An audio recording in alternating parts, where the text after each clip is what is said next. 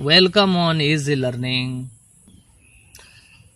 Now today I am going to start a new chapter, section 9, the story of poetry. This chapter is very large. In this part of the video I will read the chapter and for the audio purpose, and from the next parts of the video I will explain them in different parts respectively. So let's start doing it without wasting the time. Section 9. The story of poetry. You have read many poems in your textbooks, Rainbow Part 1 and 2. Second, you must have noticed certain common things in them. The meanings of words in a poem is quite different from what we find in a short story or in a drama. Here, words are used not just for meaning, but also for their sound and images. Let us recall the following lines from W.H. Auden. Now the leaves are falling fast, nurse flowers will not last. Nurses to the graves are gone, and the prams go rolling on. You must have noticed the images of leaves, flowers, graves, and prams. What about arrangements, words in separate lines which rhyme at the end? Don't you think they together suggest the cyclic process of life and death?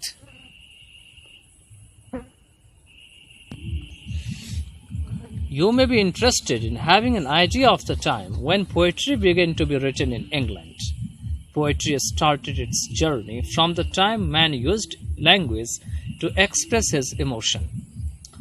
It began with the beginning of the history of the English people on the continent.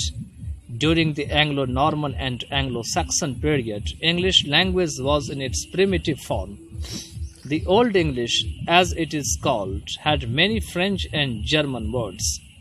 The poets told the stories of great crusaders and sea voyages. The tales of King Arthur and his round table were the result of this trend. During the Middle English period, we noticed the emergence of a national language and literature. Geoffrey Chaucer made great contribution in this regard. In his The Canterbury Tales, he describes the country, the people, and their beliefs. These things still appeal to us. The poem presents characters such as the wife of Bath, the noble knight, the squire, the friar, prioress, and others. They still amuse us because of their peculiarities. In his poetic works, Chaucer did not use the Old English irregular lines and alliteration. The rim, ram, rough, as he humorously calls it. Another important poet of the time was William Langland. His The Vision of Piers, the Ploughman, consists of a series of dream visions. In this poem, he attacked the social ills and urges men to learn to love. It may be surprising for you to know that for nearly 200 years after Chaucer, there was no great literary work produced in England. One important exception is Sir Thomas Malory's Le Morte Arthur. The poem is a collection of stories about King Arthur. During the 15th century, an intellectual movement called the Renaissance swept Europe. The word Renaissance means rebirth and refers to revival of ancient Greek learning. The spread of learning was aided by the printing presses. This made the classics available for the common man. This generated a new spirit of inquiry and overthrew the institutions and beliefs of the medieval age. In England, the influence of the Renaissance was felt clearly during the period from the accession of Elizabeth in 1558 to the death of James I in 1625. Under Elizabeth's brilliant rule, England experienced internal peace and economic prosperity and emerged as a world power. The three great poets of the time were Christopher Marlowe, Edmund Spenser, and William Shakespeare. They practiced and perfected several kinds of verse forms such as epic romance, pastoral, elegy, sonnet, lyric, satire, etc. Marlowe was basically a lyric poet. Even his plays like Tamburlaine the Great, Dr. Faustus, and Edward II reveal his imaginative approach and a quest for ideas. Spenser's Shepherd's Calendar is a pastoral poem. His best-known work, The Faerie Queene, is a romantic epic based on chivalry. It is also read for its allegorical meaning and design. From this point of view, the poem portrays the political and religious problems of the age. Shakespeare was the greatest poet of the age.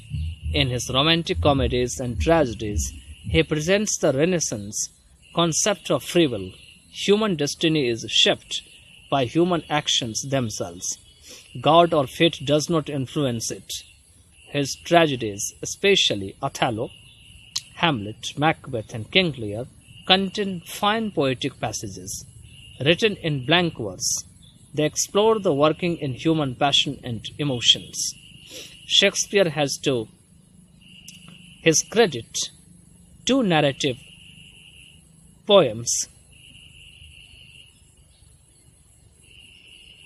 Venus and Adonis and Lucre, and a sequence of 154 of sonnets.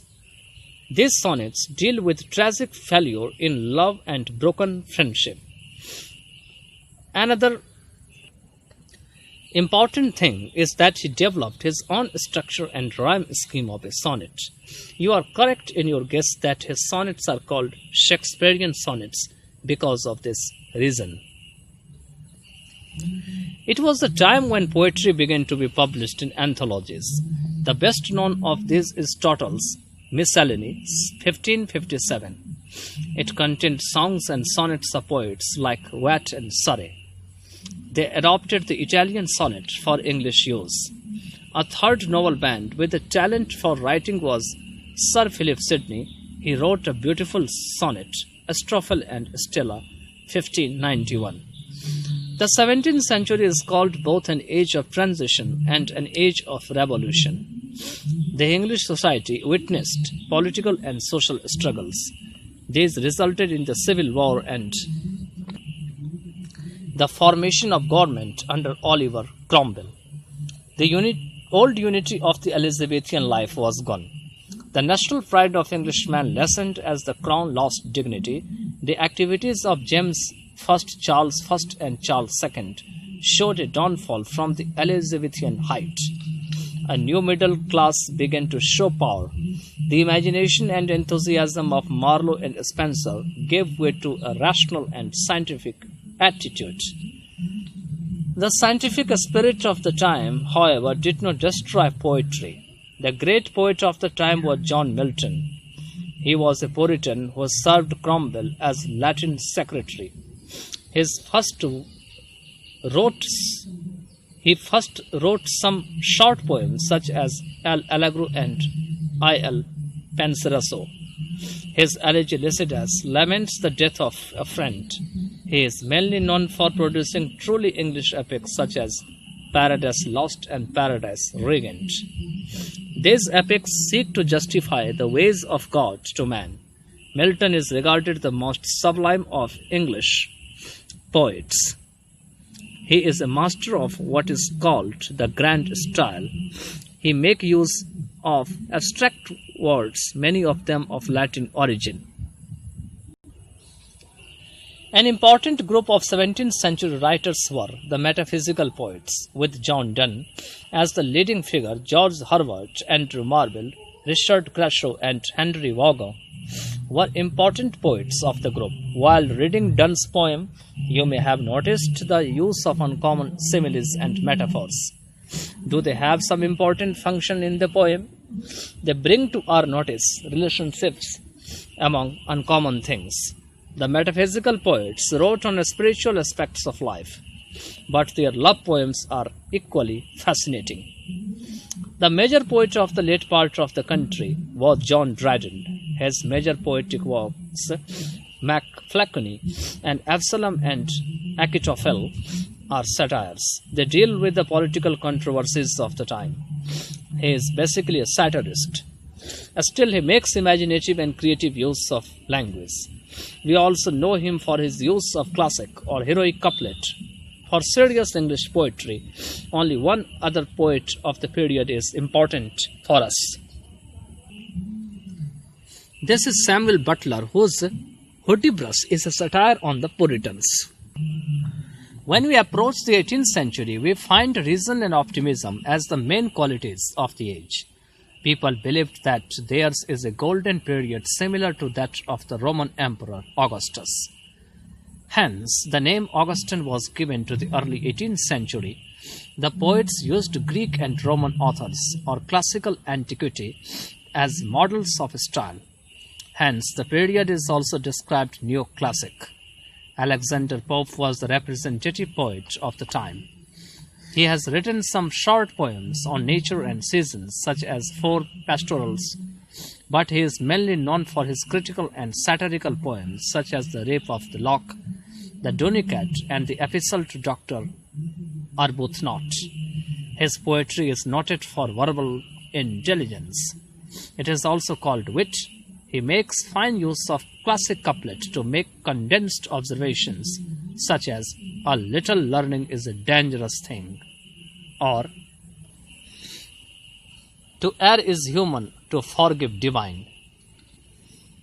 Before we come over to the early parts of the 19th century, we meet several poets who contributed to the Romantic revival in English poetry.